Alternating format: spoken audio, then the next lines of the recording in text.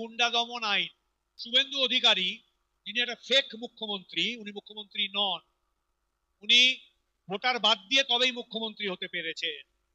উনার যারা মালিক আছে তারা গত 6 বছর ধরে ওমর খালিদকে জেলে রেখে দিয়েছে। 2000 দিনের বেশিও বিচারাধীন জেলে আছে। তোমার কোনো দোষ করেছে কিনা এখনো সেটা কোর্টে তার কোন রকম বিচার শুরুই হয়, ট্রায়ালই শুরু হয়। আর এই আইনটা যে করতে চাইছে তার ইতিহাসটা শুনুন। ব্যবসাদারদের কাছে পয়সা নিয়ে সোহরাবুদ্দিন শেখকে গুজরাটে গুলি করে মেরেছে, সে করবে গুন্ডা দমন আইন। সোহরাবুদ্দিনের স্ত্রী কসার বিকে গুলি করে মেরেছে, সে করবে গুন্ডা দমন আইন। তুলসী প্রজাপতিকে গুলি করে মেরেছে, সে করবে গুন্ডা দমন আইন। সাদিক জামালকে গুলি করে মেরেছে, সে করবে গুন্ডা দমন আইন। ব্যাপারটা বুঝুন, এই নামগুলো থেকে বুঝুন। আসলে যেটা বলেছে চিরতদা, যে একটি বিশেষ ধর্মীয় সম্প্রদায়কে দমন করে রাখার জন্য এই আইন। যারা রাজনৈতিকভাবে বিরোধ করে আরএসএস বিজেপির, তাদের কোণঠাসা করে জেলে ভরে রাখার জন্য এই আইন। তাই এটা গুন্ডা দমন আইন নয়। এবং সত্যিকারের গুন্ডা দমন করার জন্য এদেশে যে আইনের ব্যবস্থা আছে সেটা যথেষ্ট আছে। তাই পশ্চিমবঙ্গে গুন্ডা দমন আইন মানে কি? বিচার ছাড়া জেলে ঢুকিয়ে রাখবে তো? তাহলে আমাদের কর্তব্য হবে পশ্চিমবঙ্গের কত বড় জেল আছে, পশ্চিমবঙ্গের জনসংখ্যা কি আছে, তার মাপ দেওয়ার, তার পরীক্ষা দেওয়ার, তার হিসেব দেওয়ার, যে দেখা যাক কত বড় জেল আছে, কতটা জেল আছে।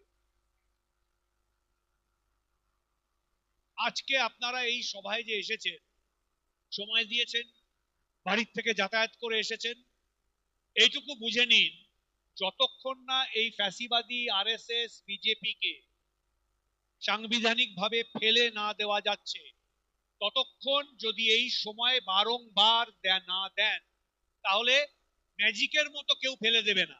আপনি যদি বাড়িতে বসে ভাবেন অমুক কাজটা করে দিক আমার, অমুক নেতা করবে, এই তো আছেন আমাদের বড় নেতা, উনি করবেন, আমি মাঝে মাঝে হলে মিটিং এ যাব, হবে না, হবে না। যখন মানুষ আক্রান্ত, তখন মানুষকে একসঙ্গে দাঁড়িয়ে বিরোধ করতে হবে। আর যখন বিরোধ করবে মানুষ, যেটা দিল্লির এই ছাত্র যুবদের আন্দোলন দেখিয়ে দিয়েছে, তখন নেতা তার মধ্যে সৃষ্টি হয়, সাহস তার মধ্যে সৃষ্টি হয়, বিরোধ তার মধ্যে সৃষ্টি হয়। এবং আমি এই আমার জীবনে দ্বিতীয়বার দেখলাম সরকার পিছু হাঁটে। কৃষক আন্দোলনকে 13 মাস রাস্তায় বসিয়ে তারপরে মাথা নত করতে হয়েছিল নরেন্দ্র মোদীকে। আর এই ছাত্র আন্দোলনের সামনে দেখলাম কি হয়েছিল। আমাদের সময় বলেছিল যে যে আইন সংসদে পাস হয় সেটা হিন্দিতে রাস্তাকে বলে সড়ক, जो कानून संसद में पास होती है वो सड़क में थोड़ी वापस लिया जाता है। কিন্তু ওই রাস্তাতেই ফেরত গেছিল। আর এই মুহূর্তে বিজেপির বড় নেতা রাজনাথ সিং বলেছেন যে আমাদের বিজেপিতে কোনো ইস্তিফা হয় না, সেই ইস্তিফা ছাত্ররা যুবরা দেখে নিয়ে নিয়েছে। কিন্তু সাবধান, শেষ কথা এটা, কাদের সঙ্গে লড়াই করছেন বুঝবে। এরা একটি 15 বছরের মেয়েকে এমন পেছনে লেগেছে সোশ্যাল মিডিয়ায়, তাকে দিয়ে ক্ষমা চাইতে বাধ্য করিয়েছে। এই হচ্ছে এদের স্তর। আর এক 74 বছরের বুড়ো, যার কাছে সারা দেশ বলছে তুমি ক্ষমা চাও, সে টিভিতে এসে বলছে আমি তোমাদের ক্ষমা করে দিলাম। এরা পাগল কি? এদের সঙ্গে আপনারা যুদ্ধ করছেন। তাই সাবধান, জোট বাঁধুন, তৈরি হন। সময় এসে গেছে দেশকে আমাদের আবার নিজেদের করে ফিরিয়ে নেওয়ার জন্য।